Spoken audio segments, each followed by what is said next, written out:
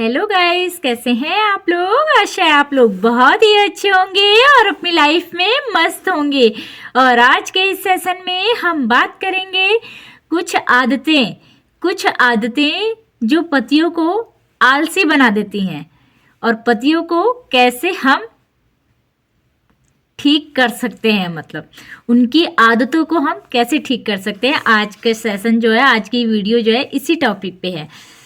कुछ आदतें ना पतियों की जो हमारी होती हैं वो थोड़ी सी अलग होती हैं, जो हमसे थोड़ी विपरीत होती हैं, जिनको देखकर हमें बहुत गुस्सा आता है और मतलब इरिटेशन सी होती है कि बस ये क्या हो रहा है, मतलब बर्दाश्त नहीं होता। जिनको देखकर लेडीज़ों को अक्सर गुस्सा आ ही जाता है। और ऐसा नहीं है कि ये आदतें सिर्फ आपके पतियों के अंदर ही है, लगभग कुछ कुछ आदतें हैं जो सबके अंदर ही होती हैं, जो सब पत्नियों को दुखी करती हैं। ऐसा कोई भी बंदा नहीं है, ऐसा किसी का भी पति नहीं है जो इतना परफेक्ट हो जिसकी पत्नी उसकी किसी आदत से परेशान ना हो। जैसे किसी किसी बंदे की आदत होती है, किसी के पति की आदत होती है कि टाइम से ना नहाना, मतलब या फिर नहाना ही नहीं 2-2 3-3 दिन तक, ये भी होती है आदतें। या ब्रूस टाइम से नहीं करना, ब्रूस तो करते हैं वो, लेकिन टाइम से नहीं करेंगे। कहते रहो, पीछे पड़े रहो पीछे कि ब्रूस कर लो, ब्रूस कर लो, ब्रूस कर लो, नाश्ते की देर हो रही है तब करते हैं वो।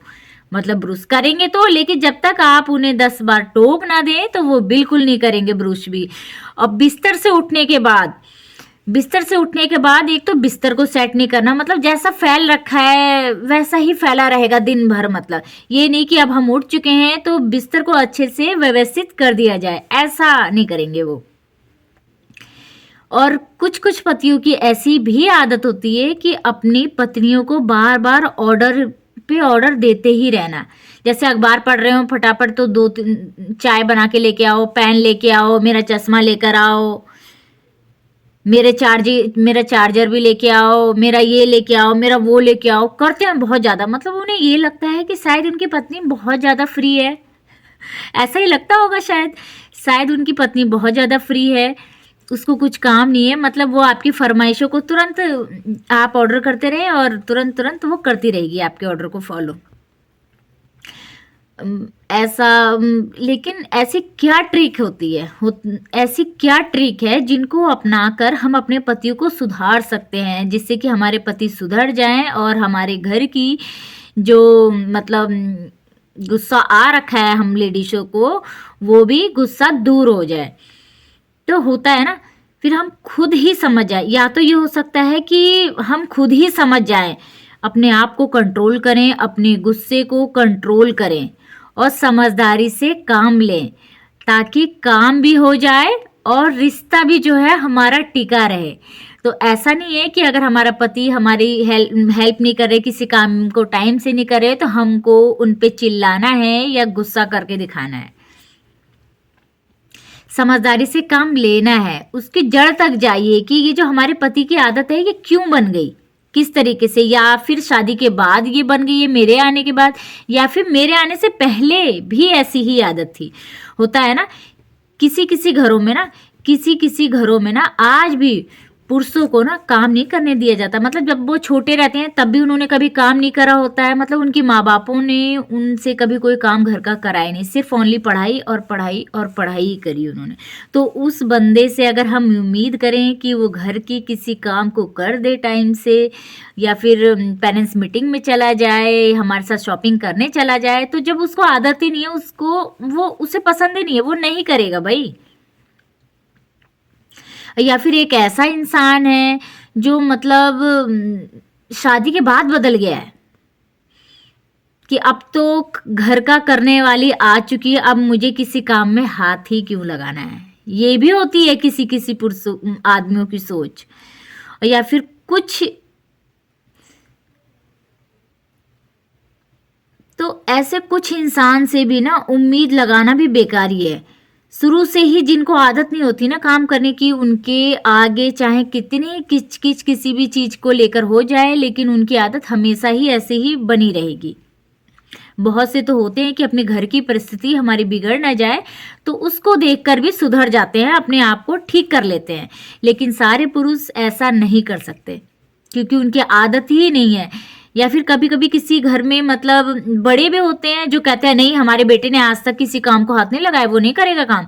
तो ऐसी कंडीशन में भी वो हस्बैंड आपकी हेल्प नहीं कर पाएगा।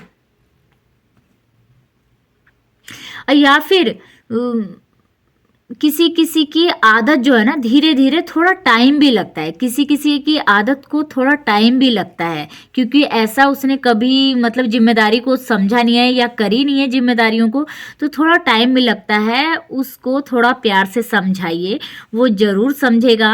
और बगैर लड़ाई झगड़े के अगर आप उसको समझाती हैं, वो भी बिना टोंड के, तो वो ज़रूर समझेगा आपकी फीलिंग्स की। आप भी पूरे दिन भर घर का काम करती हैं, आप भी बहुत बिजी हैं, आप भी थक जाती हैं। इसके बारे में आप रियलाइज कराइए अपने हस्बैंड को, ना कि लड़िए, ना कि उनको टोंड मारिए। अगर आप प्यार से बोलेंगी तो वो जरूर आपकी बात को समझेंगे और आपको बात को अहमियत देंगे।